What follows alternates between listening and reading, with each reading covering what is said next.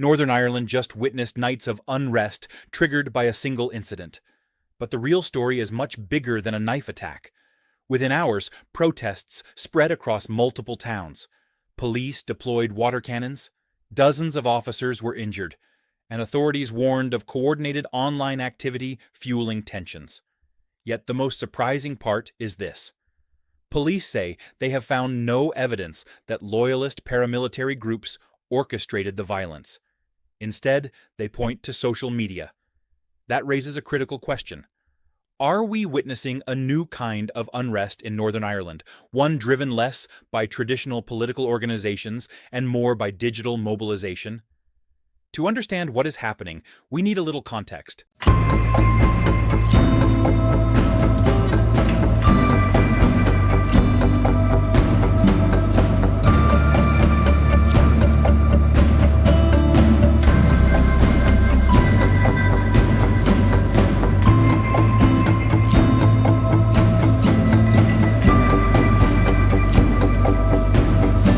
The latest unrest began after footage of a knife attack in North Belfast circulated widely online. The video spread rapidly across social media platforms, generating outrage and triggering protests in several communities. What started as public anger soon escalated into violence. Homes, businesses, and vehicles came under attack. Police officers faced repeated assaults. Water cannons appeared on the streets of Northern Ireland for the first time in years. By Wednesday night, disorder had spread to locations including Glengormley and Portadown. Police reported that 12 officers suffered injuries and arrested 16 individuals. Authorities feared another major escalation on Thursday and responded by deploying additional officers, including reinforcements from police forces elsewhere in the United Kingdom. Yet despite those concerns, protests on Thursday night remained largely peaceful. Around 170 people gathered in Whiteabbey, and roughly 100 demonstrated in East Belfast, before dispersing without major incidents. The contrast between violent clashes and peaceful gatherings reveals something important about the crisis.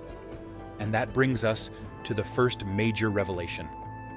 The first revelation is that social media has become a powerful force multiplier in Northern Ireland's security environment. For decades, unrest in Northern Ireland usually followed predictable patterns. Political parties, community organizations, or paramilitary-linked networks often played central roles in mobilizing supporters. Authorities could identify leadership structures, monitor activities, and anticipate flashpoints. This time, police describe a different reality. Assistant Chief Constable Ryan Henderson specifically pointed toward coordinated online activity, rather than organized paramilitary planning. According to police, individuals both inside and outside Northern Ireland contributed to the online momentum that drove people onto the streets. That matters because digital mobilization operates much faster than traditional political networks. A video can reach hundreds of thousands of people within hours. Rumors spread instantly. Emotions escalate before facts can catch up. Local incidents can suddenly acquire national or even international attention. The result is a security challenge that police forces across Europe increasingly face. They are not simply responding to events on the ground, they are responding to narratives spreading online at extraordinary speed. And that leads directly to a second, even more significant issue. The second revelation is that Northern Ireland remains far more fragile than many outsiders realize. The Good Friday Agreement, signed in 1998, largely ended decades of violence known as the Troubles. More than 3,500 people died during that conflict.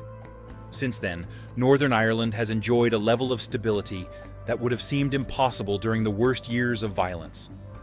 But stability does not automatically eliminate underlying tensions. Many communities remain divided along political, religious, and cultural lines. Segregated neighborhoods still exist. So-called peace walls continue to separate communities in several areas. Political disputes surrounding identity, sovereignty, and governance remain deeply emotional subjects. That does not mean Northern Ireland stands on the brink of returning to widespread conflict. Far from it. Most people strongly support peace.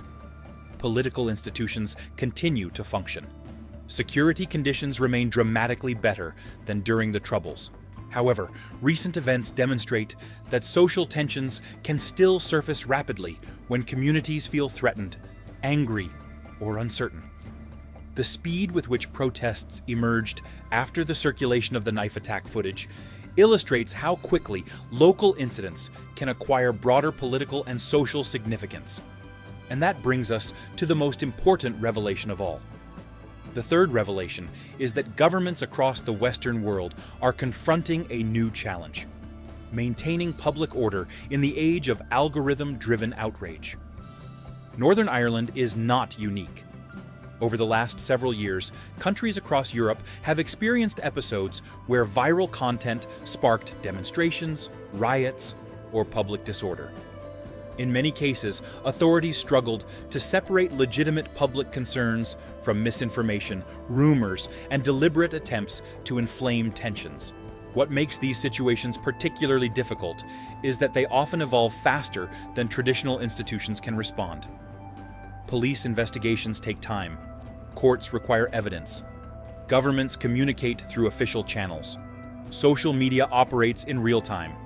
That gap creates opportunities for false claims, emotional reactions, and online campaigns to shape public perceptions before verified information becomes available. Northern Ireland's latest unrest reflects this broader trend. The central battle increasingly revolves not only around physical streets, but also around digital spaces where narratives compete for attention. This creates enormous challenges for democratic societies. Governments must maintain public safety without undermining free speech. Police must respond quickly without overreacting. Communities must confront harmful misinformation while preserving open debate. None of those tasks are easy. So what does all this mean? What does all this For Northern Ireland, it means authorities will likely devote greater resources to monitoring online activity and preventing digital escalation before it translates into street violence. For the United Kingdom, it highlights the growing importance of social cohesion and community resilience. Security today involves much more than policing physical threats. It also involves managing information environments that can rapidly influence public behavior. For Europe, the events serve as another reminder that social media platforms now play a significant role in shaping political and security outcomes. Governments across the continent continue searching for ways to balance public safety with democratic freedoms. For viewers around the world, the lesson is equally relevant.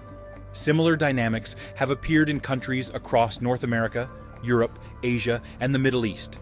Technology connects societies more than ever before, but it also allows anger, fear, and misinformation to travel at unprecedented speed. The fact that Thursday night remained largely peaceful offers a positive sign. Strong police deployment, community engagement, and public restraint appear to have prevented a further escalation. Yet the underlying challenges remain unresolved. The next crisis may emerge from a completely different issue. The mechanisms that fueled this unrest, however, will still exist. The most important takeaway is this: Northern Ireland's latest unrest was not just a public order problem. It was a glimpse into how digital narratives increasingly shape real-world security.